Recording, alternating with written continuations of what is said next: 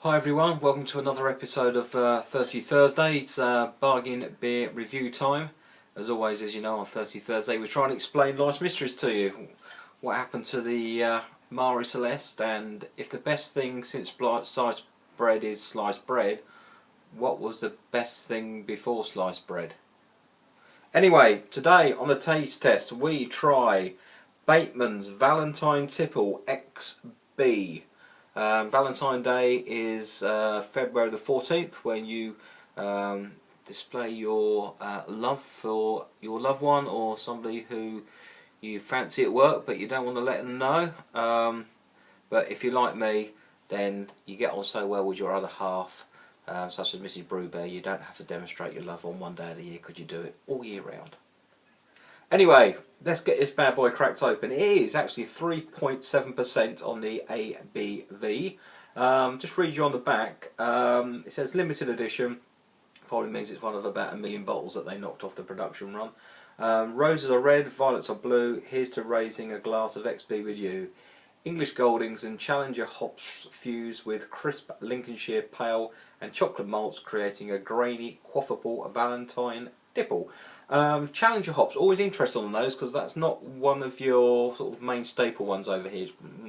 Probably in the top 5, but most things are East Kent Goldings or Fuggles over here in England. Quite a nice sort of Valentine's-y label, bit of a cartoon type thing going on there. Lid-wise, it's a sort of standard Bateman ones, to be honest. Now this cost me £1 English from supermarket chain Morrisons, who had some offers on a few weeks back. So I think because what we are now March heading into April, that's probably why it was on in the sales section. But let's get this cracked open. We've got our trusty cast iron bottle opener. Ooh, nice bit of hiss. A little bit of cannon smoke on that one as well. And let's give it a pour. We've got a nice fresh clean glass, non-nucleated. Let's see what this pours like. That's a bit of speed and aggression in there actually, just to try and give it a wee bit of head. There we go. Okay, what do you reckon colour wise on that? That to me is a bit of a maybe a dark amber with a little bit of hint of red in it. Just maybe get up there on the more light. Yeah, we go along with that. So head wise, what we got, that's probably what, two thirds of a finger. And for a change for me, that wasn't a bad pour. So let's go in for a sniff.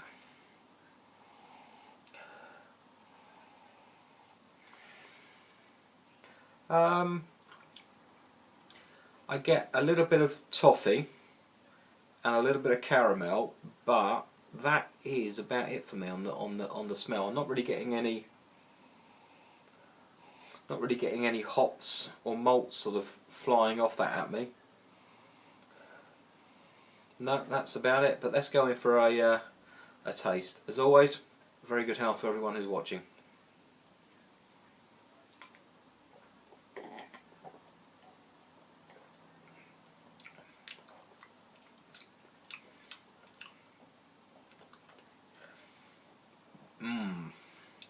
I'm getting the hop combination on that.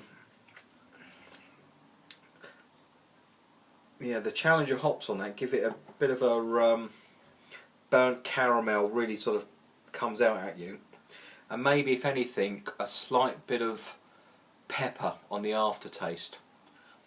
Now it's medium bodied.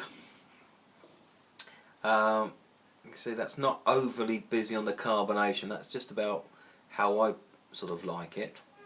Just go in again, hang on a second.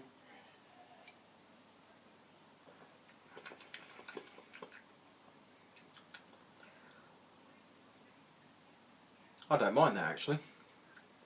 I think that's alright. The hop combination actually works for me. I'm trying to think what it was I had not so long back. I was working away for a night and it might have been a moorland one of the hen series. I'm not sure, but that was laced with Challenger, and that was quite nice. And this reminds me of that. I might have to have a quick look after the event and see which one that was. Might be speckled hen actually. Anyway, that to me is quite nice. That's a old-fashioned type English ale again. I mean, well, on the back here, besides the hops that we've already mentioned, Lincolnshire Pale, that's fair dues.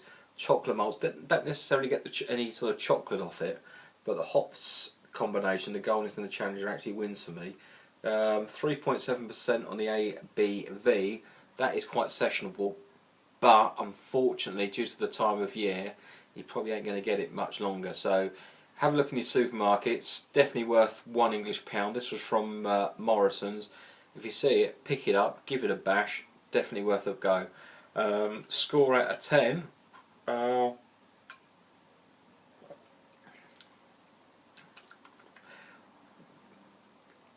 Ooh, I think that's worth a 7.5. I'll probably score this 7 at the moment because I think I've got it too chilled, if that makes sense. Probably room temperature on this will make it just that little bit better. So I'll give it the benefit of doubt. 7.5. If you see one, pick it up and give it a go. As always, thank you very, very much for watching, and see you again soon for another episode of Thirsty Thursday. Cheers. Be seeing you.